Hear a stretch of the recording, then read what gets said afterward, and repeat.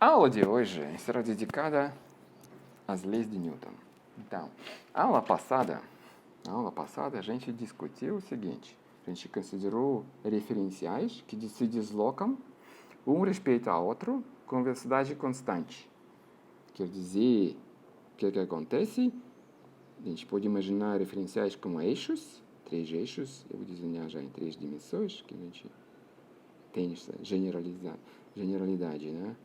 X, Y, Z, um referencial associado com esse corpo O, e tem outro referencial.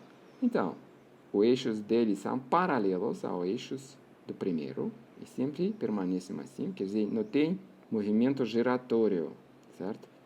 Somente tem deslocamento como interno, associado com corpo ou com vírgula. Imagina que esse se desloca ao respeito ao primeiro com velocidade v, constante, certo?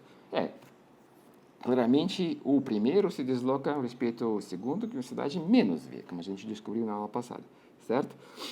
Então, esse conjunto todo desses referenciais, por que ele é importante? Se pegar um terceiro corpo, ele tem movimento acelerado respeito a qualquer desses referenciais, a aceleração vai ser a mesma. Qualquer referencial a gente pega, a aceleração é invariante, certo? A gente descobriu isso na aula passada. Então, a aceleração do terceiro corpo respeito ao referencial com vírgula, esse aqui, é a mesma que a aceleração dele respeito ao referencial sem vírgula, O. Então, ao princípio, por que o corpo se desloca? Então, se nós temos o corpo que desloca sem aceleração, ele se desloca em velocidade constante respeito a qualquer referencial, certo? Isso também é a aula passada. Velocidade v, por exemplo, desloca um corpo a esse corpo aqui, certo? Essa velocidade v muda de referencial a referencial, mas em cada referencial a aceleração é zero e a velocidade é constante, certo? E por que o corpo vai deslocar com velocidade constante? Esse é o princípio de Galilei, que a gente discutiu na aula passada. Se imaginar que nada influencia o corpo, para que vai mudar a velocidade? Certo? Ele vai permanecer deslocando com velocidade constante. E esse princípio também estabelece existência de referenciais inerciais. Se nada influencia o corpo, ele sozinho no universo, ele vai continuar deslocando com velocidade constante, certo? Só que o problema é que precisa um referencial para dizer sobre movimento, certo? Então, a gente precisa postular que existem referenciais inerciais, né? Aqueles associados com corpos que deslocam em velocidades constantes. Então, parece um pouco cíclico esse princípio de Galilei, certo? Mas se pensar sobre isso, não tem outro jeito. Então, a gente postula, e esse é o primeiro lei de Newton, existência de referenciais inerciais. Se você acha você tem todo o conjunto de referenciais inerciais. Qualquer corpo que desloca com velocidade constante a respeito do referencial inicial, a gente pode associar a ele outro referencial inicial, certo? Então, primeira lei de Newton, existência de referenciais inerciais. Referenciais inerciais.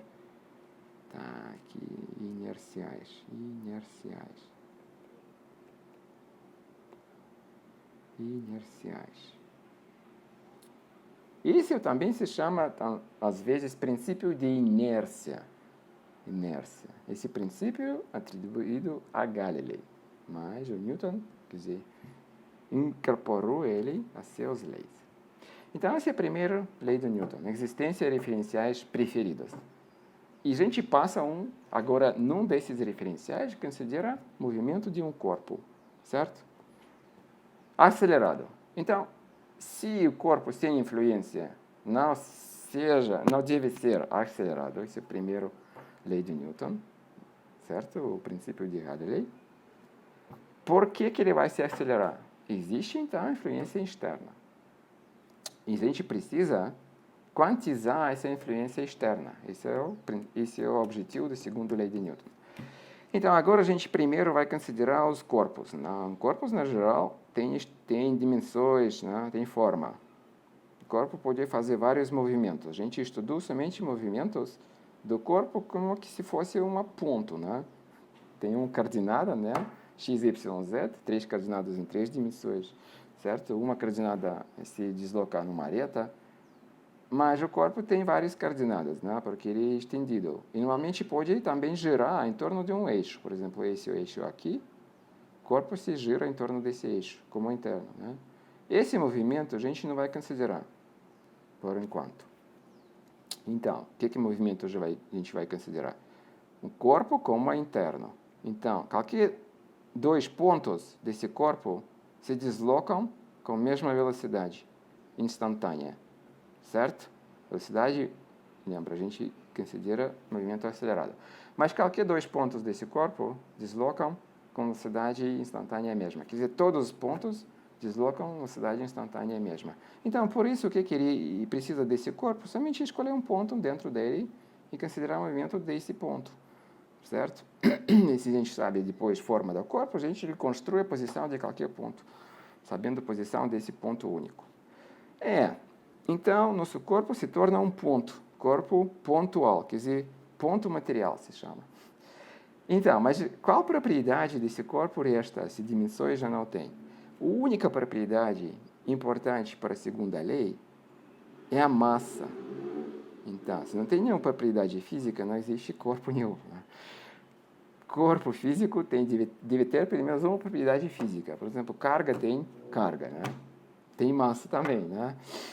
A única propriedade que é importante para nós não é carga, mas é massa, para a segunda lei, certo? Então, massa normalmente notada com letra M e medida em sistema de Si em quilogramas. Então, agora a gente pode formular a segunda lei. A gente vai formular da seguinte forma. Então, o corpo se acelera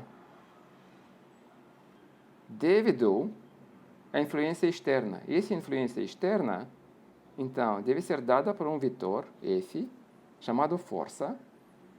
E a aceleração é proporcional a essa influência. Mas se pegar vários corpos sofrendo a mesma influência externa, a aceleração pode ser diferente porque ela é inversa proporcional à massa.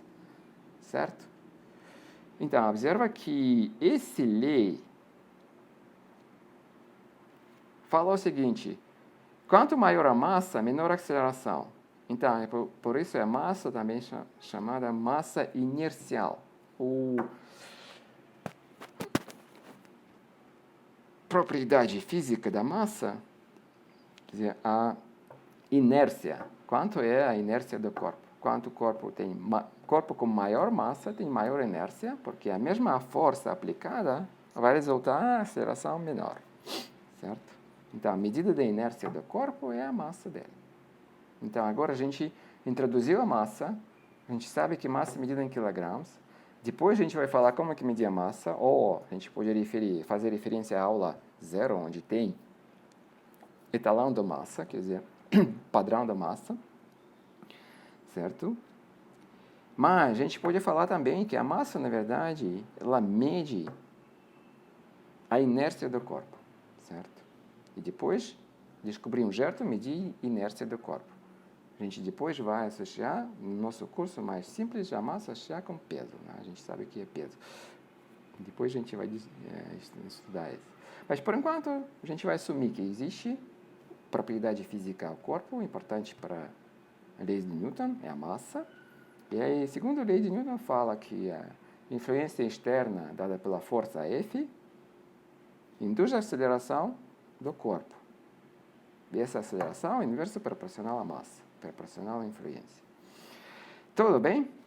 Então, dessa equação, também a gente pode descobrir a unidade da força. Unidade, a gente denota no nosso curso esses quadrados sobre a letra que denota a grandeza física. Então, a unidade da massa e a unidade da aceleração, certo? A unidade da massa é quilogramas, a aceleração metro sobre segundo quadrado. A aula 0. Então, essa unidade também no sistema Si chamada Newton, anotada como letra N, certo? Então, 1 Newton da força, aquela força induz uma aceleração 1 metro por segundo quadrado no corpo que tem a massa igual a 1 kg, certo? Pode dizer assim. Tudo bem. Então, a segunda lei determina de onde vem a aceleração do corpo no referencial inercial. Lembra que a gente fica dentro da referencial inercial. E quando não tem influência, o corpo se desloca sem aceleração. A força é igual a zero, a aceleração é igual a zero. Tudo bem. Então, a gente também pode ponderar o seguinte, certo? Seguinte situação. Todos os movimentos acelerados têm a mesma origem, né?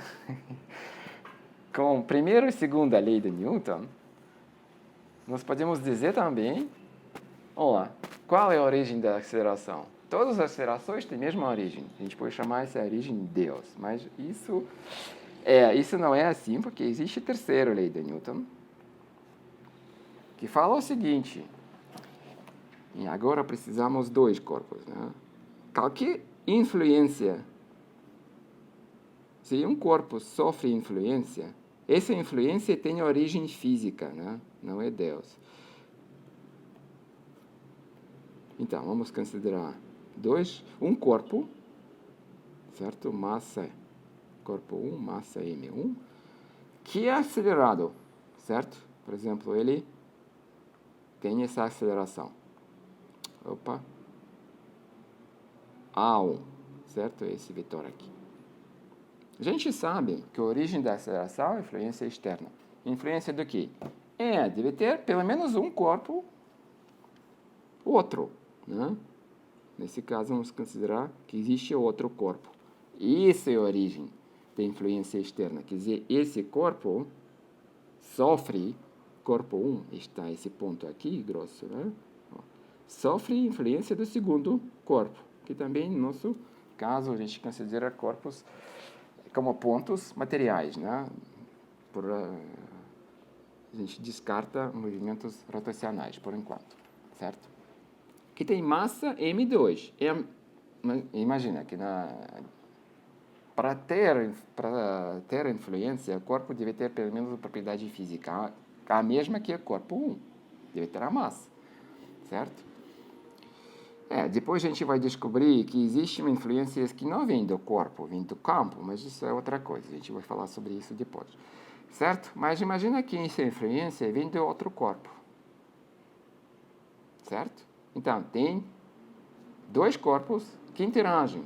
Corpo 1 tem aceleração. Então, a terceira lei de Newton fala o seguinte, que esse primeiro corpo, então, não somente o primeiro corpo que sofre influência do segundo, mas o segundo sofre influência do primeiro. Certo? E esse segundo também tem uma aceleração.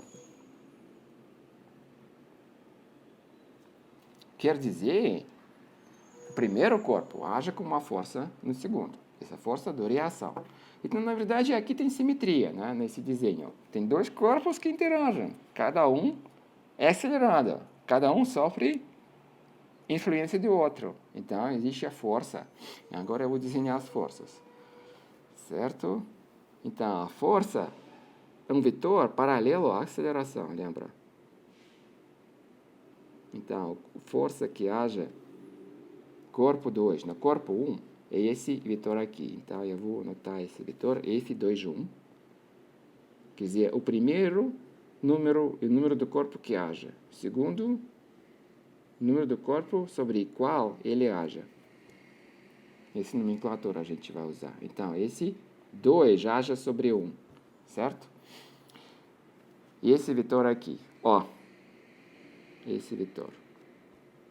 Acontece que o primeiro corpo haja sobre o segundo. Certo? Essa é a força.